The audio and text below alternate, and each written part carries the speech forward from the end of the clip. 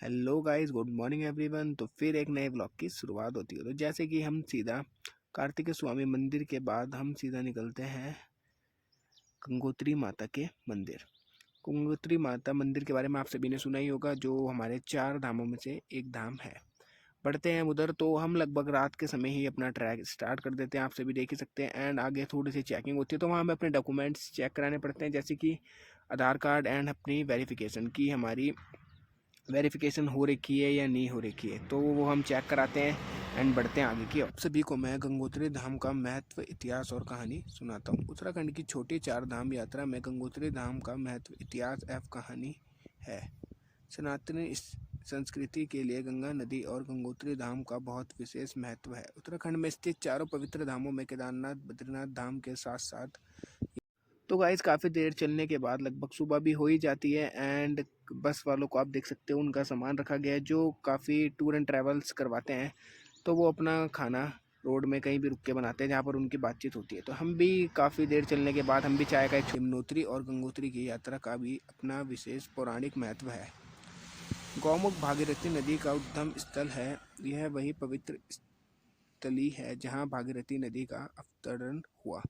गंगोत्री धाम हिमालय के भीतरी क्षेत्र की एक ऐसी पवित्र स्थलती है जहां गंगा नदी की पावन धारा पहली बार पृथ्वी पर उतरी थी। हिंदुओं के धार्मिक पुराणे और ग्रंथों के अनुसार देवी गंगा ने कठोर तपस्या के पश्चात एक नदी का रूप लिया और महाराजा भागीरथी के पूर्वजों को उनके पापों से मुक्त किया।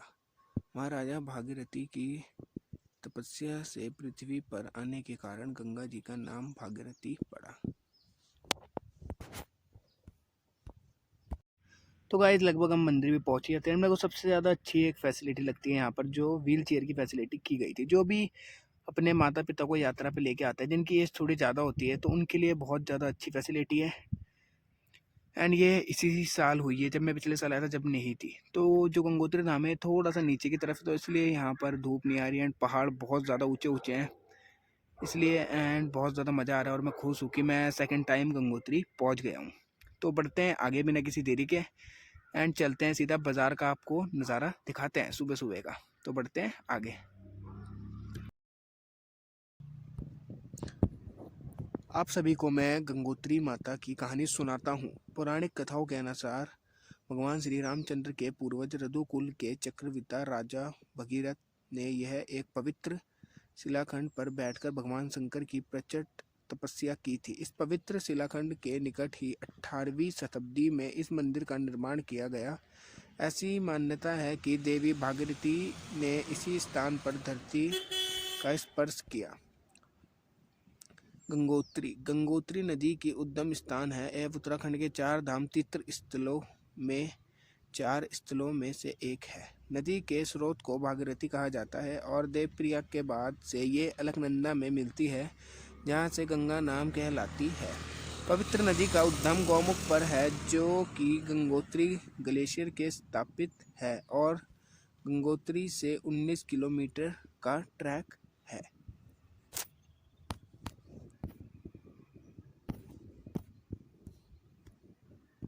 लोग देख ही सकते हैं, जो यहाँ का बाजार है वो काफ़ी ज़्यादा बड़ा है एंड पहले से काफ़ी ज़्यादा अपग्रेड भी हो चुका है।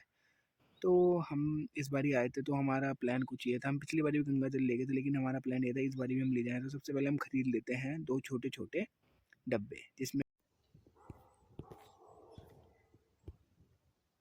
तो गाइस, मैं आप सभी को एक आपकी चिंता और दूर कर देता हूँ। बहुत से भाई लोग सोचते होंगे कि गंगोत्री और यमुनोत्री धाम कैसे जाएं, जिनके पास अपनी गाड़ी नहीं है। तो आप सभी को मैं एक बात और बताता हूँ। ट्रेन द्वारा केवल ऋषिकेश तक रेलवे कनेक्टिविटी है। उसके बाद आपको मार्ग पर चलने वाली प्राइवेट टैक्सी या बसों का लाभ उठाना होगा। आप हरिद्वार या ऋषिकेश से जीप या किसी भी तरह की गाड़ी भी ले सकते हैं।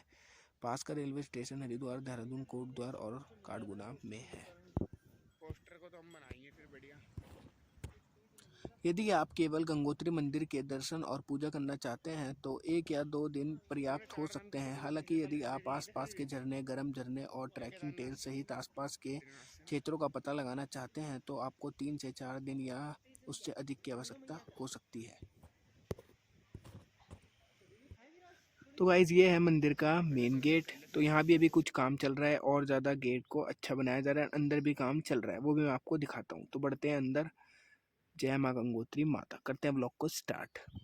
आ जाते हैं हम अंदर एंड मंदिर बहुत ज़्यादा खाली खाली सा दिख रहा था क्योंकि भक्त लोग बहुत ज़्यादा कम थे, क्योंकि हम गए थे सितंबर के टाइम में, इसलिए रश बहुत ज़्यादा हमें कम मिला, जो बहुत ज़्यादा अच्छी बात थी। एंड जब हम पिछली बारी आए थे तो यहाँ पर पूरा का पूरा भरा हुआ था गाइस, एंड भीड़ बहुत ज़्यादा थी। मंदिर आप देख ही सकते हो एंड धूप बहुत ज़्यादा अच्छी आई हुई, धूप भी पूरा साथ दे रही है हमारा एंड सभी भक्तजनों का।